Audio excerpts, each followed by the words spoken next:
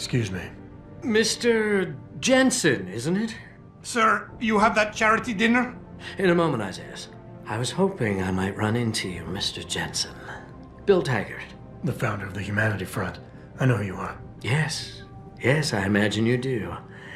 As David Saraf's top security man, I imagine you have quite the file on me. But I assure you, Mr. Jensen, I am devastated by recent events. Really? I do not support what you and your company are doing to mankind. I believe it's extremely dangerous. But abolishing human enhancement technologies will only be achieved through legal means. I'll keep that in mind. This is your first day back since the accident 6 months ago, isn't it? Sir, we have to go. What happened to me was no accident. Ah, my mistake. But it must have been stressful facing down a second incident so soon. I imagine it brought back all kinds of unpleasant memories. I appreciate your concern, Mr. Taggart, but it was nothing I couldn't handle. I'm a psychologist, Mr. Jensen. I know when a man is hiding behind words. The flesh may heal, but the mind is not always so resilient. You might want to keep that in mind. Now, if you'll be so kind as to excuse me.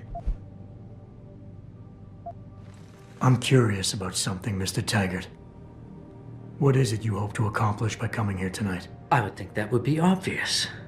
Your company has been viciously targeted. The violence and bloodshed that's occurred, it must be stopped.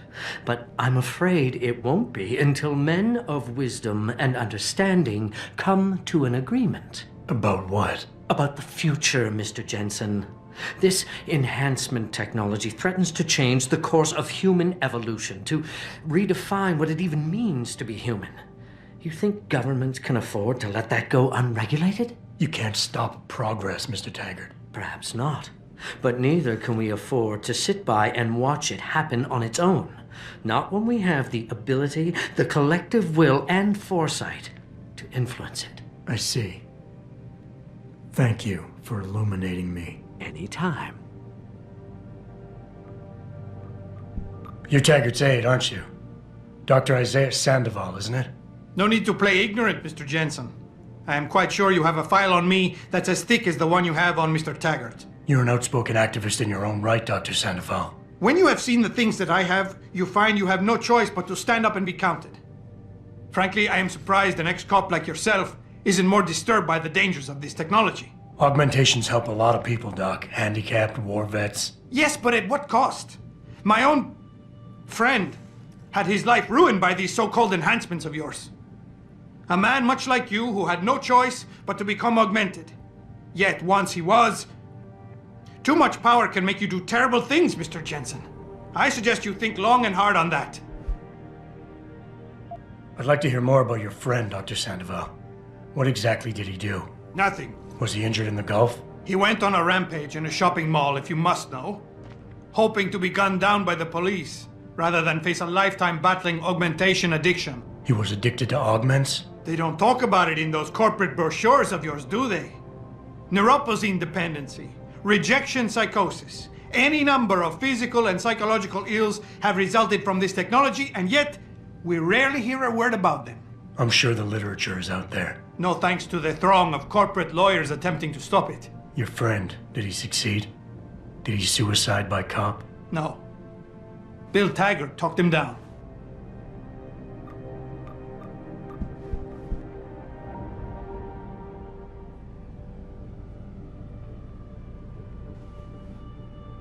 Athena, you've been at this company a long time. I hope that's not a comment about my age, Adam. No. But I know nothing gets by you. If Saraf had done something that could compromise us... Mr. Saraf has only the best interests of this company in mind, Adam. I'm not questioning that. Aren't you? I've been here since the beginning. I've seen how he built this up from nothing. He cares for his people. He truly believes what we're doing is important, and he would never do anything to jeopardize it. I shouldn't have brought it up. No, you shouldn't have.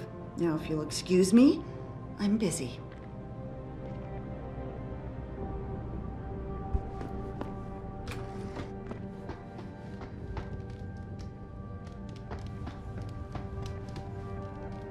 Boss, we need to talk. Is something wrong? I'm not sure. Did you set up a private access route to bypass the company firewall right before you hired me? I what? Pritchard said someone's been using it to access our system since before the first attack.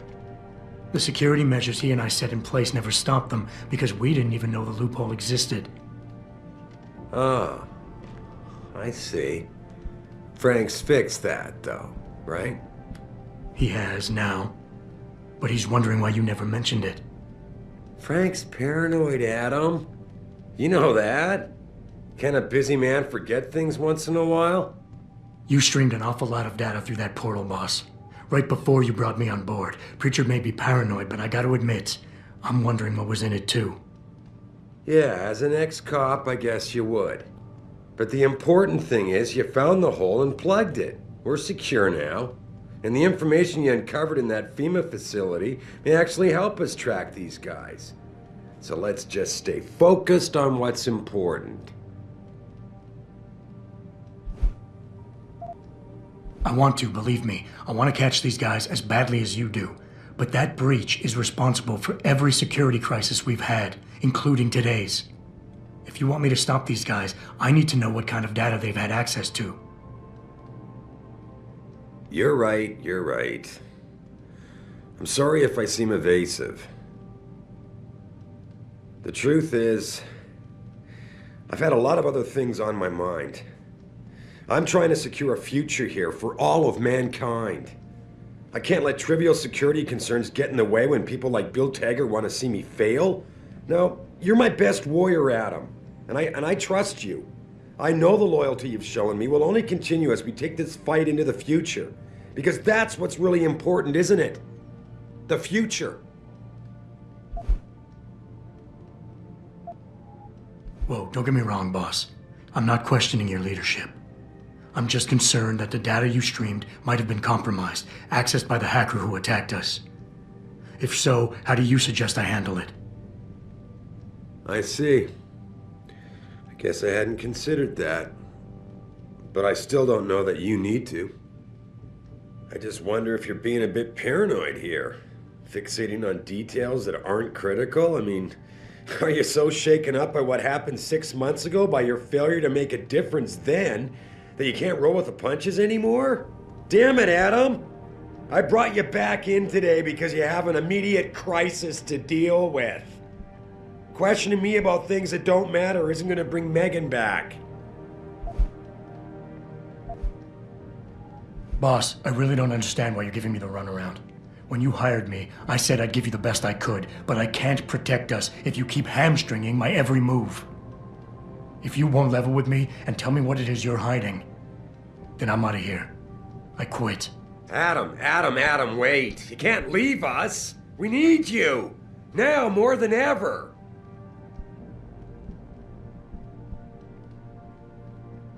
All right. Look, the truth is, I set up a confidential data channel for a private investigator, someone who can run covert background checks on people, potential new recruits, like you. You what? I had to, Adam. You were a liability, remember? You'd just been fired from SWAT. Now, Megan believed in you, but I had to be sure. Look, I don't want this to come between us. I'll send the files to your computer. You can see for yourself what he dug up. But Adam, you'd better be sure. Why? What do you mean? I mean, sometimes the past should stay in the past. Once you see that data, you can't unring the bell. When you're ready, come back and talk to me. We need to discuss our next move.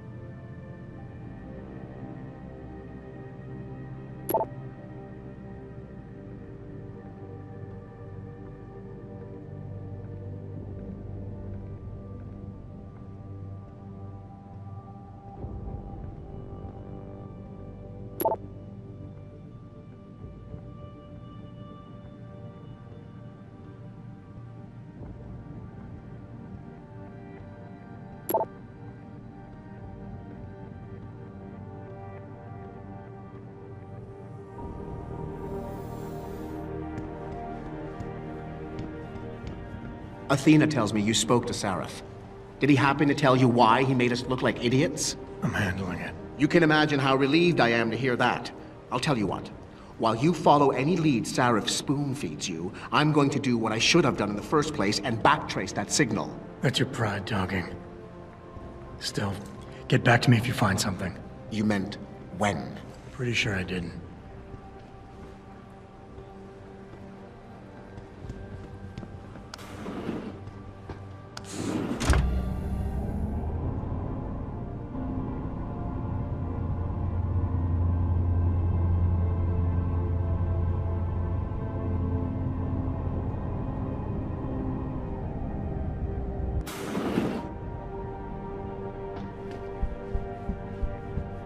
Sorry, Adam, I can't help you right now. I'm trying to do...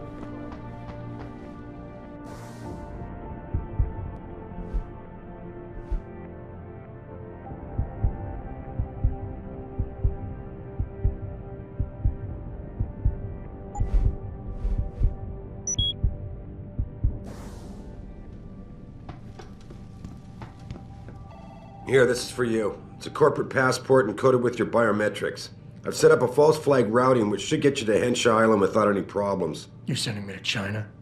What about FEMA? FEMA's got nothing to do with this, trust me. We'll have better luck in China. How can you say that? I saw the bastard who killed Megan pulling his men out of that facility. I left one of those men dead in its underground storage bay. I know that, Adam. Frank was monitoring the whole thing.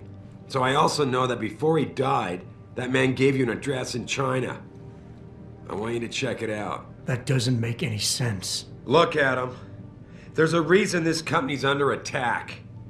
You think it has to do with the Typhoon or with some other top-secret military project that I haven't told you about? The thought had crossed my mind. Yeah, well, it doesn't. The work Megan's team was doing before they were killed, it was redefining what it means to be human. This company, Seraph Industries, was about to lead mankind to its next stage in human development. Self-controlled evolution. Can't you see how scary that can be to some people? Sure. I also see how lucrative it can be for some others. It's never been about money for me, Adam. But you're right. There are people out there who don't exactly feel the same. Like who? I'm hoping you'll be able to find that answer for us in China. So get going. Farida's prepping the chopper.